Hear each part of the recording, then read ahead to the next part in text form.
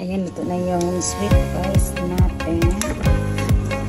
So, nagpapainit na tayo ng gata. This is 2 cups and 2.5 cup of coconut milk. I-stir natin, pakuluin natin ito. Dagdagan natin ito ng OB essence. Ayan, habang pinapainit natin, nalagyan natin ng 1/2 cup of white sugar. Ayan, sunod natin ang 1/4 salt. Malayang salt yan. And tapos ang OB naman. OB pieces.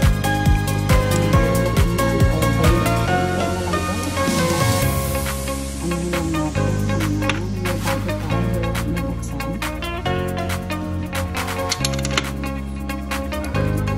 Mga 1 teaspoon. Ayan.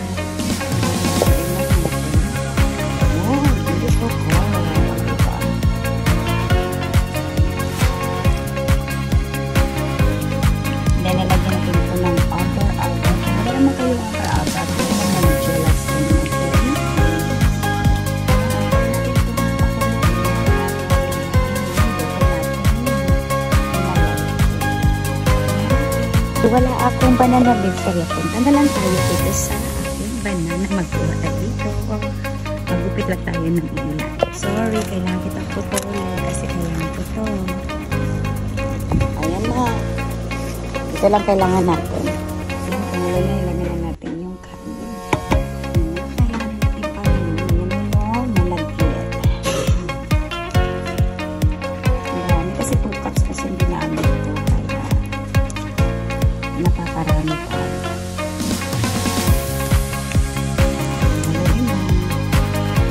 Halo-haloin lang natin ang soup na yung tamang consistency. Kaya lipat na natin sa nangyayari. Ito rin na natin.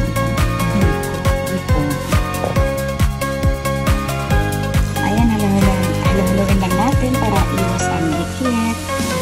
Actually, masarap na siya. Actually, pwede na ito. Ang sarap na. Gusto ko yung biko na OB.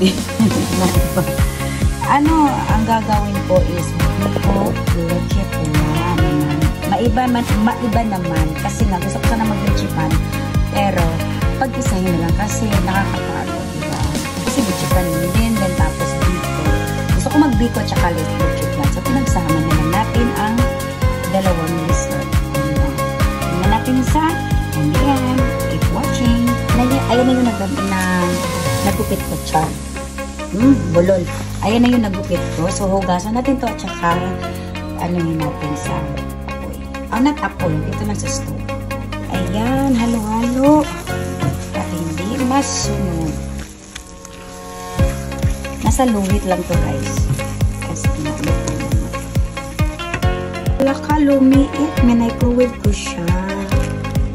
Pwede na yan. Lumiit siya. Ayan na. I-transfer na natin sa ating dalawang molde. Meron akong parang rectangle. And meron akong circle. So, let's do it.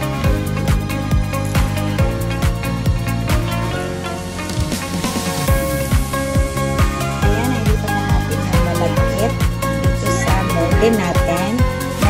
Extra gawa kasi nag-birthday ng ano ko talaga na gawa na tayo ng toppings. Ayan, guys, I have 6 egg yolks in here. Ayan, batiin lang natin. Tapos lagyan natin ng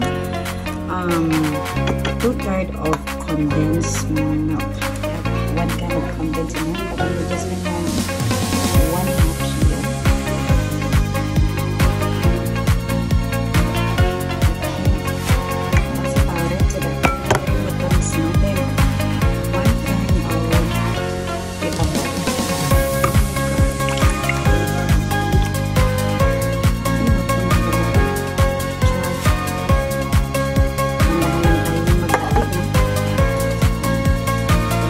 Ano ba yan?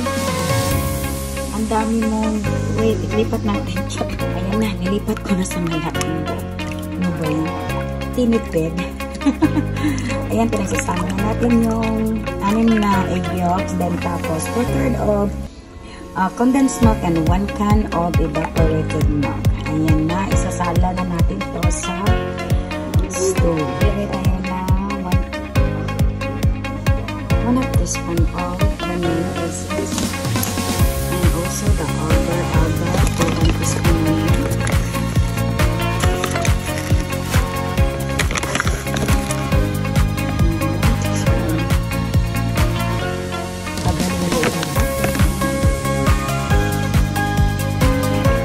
Wala pa itong apo guys. Isasama natin ito sa spoon.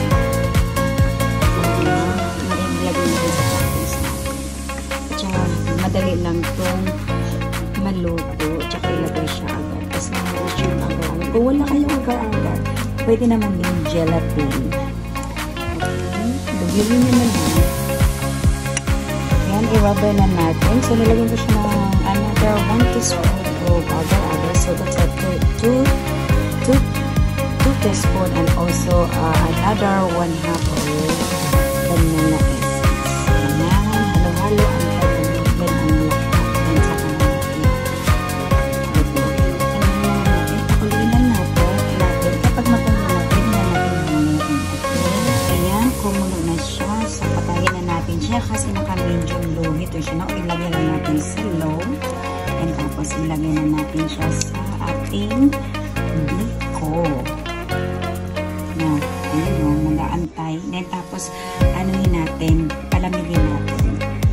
Ayan, ito yung consistency na hinahanap natin. Ayan, ang ganda, diba? Ganda ng kulay. Oh, sige. Ayan.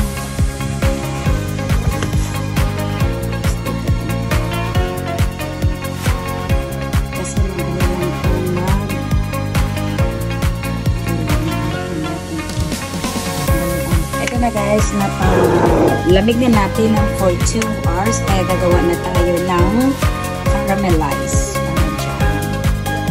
Ayan. Mag-inom tayo doon na mag-isip tayo ng tablespoon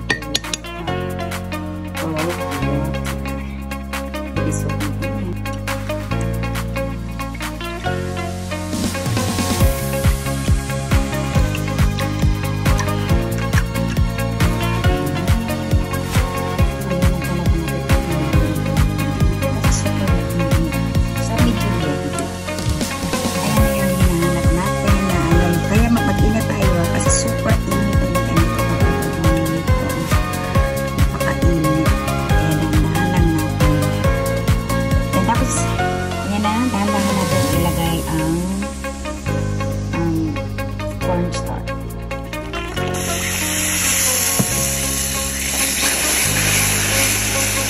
Super init ito bulihin natin. Mag-init lang.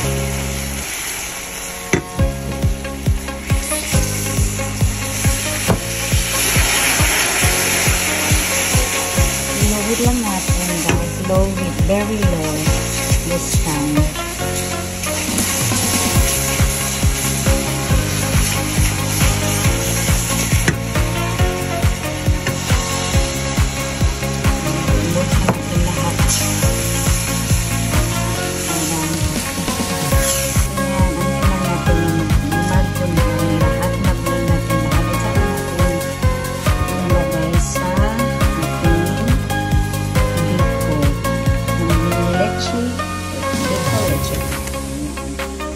Maano din yun. Nakalimutan ko. Ayan na yung final product natin. Bicol Leche Flan. Ayan, palamigin natin. Then,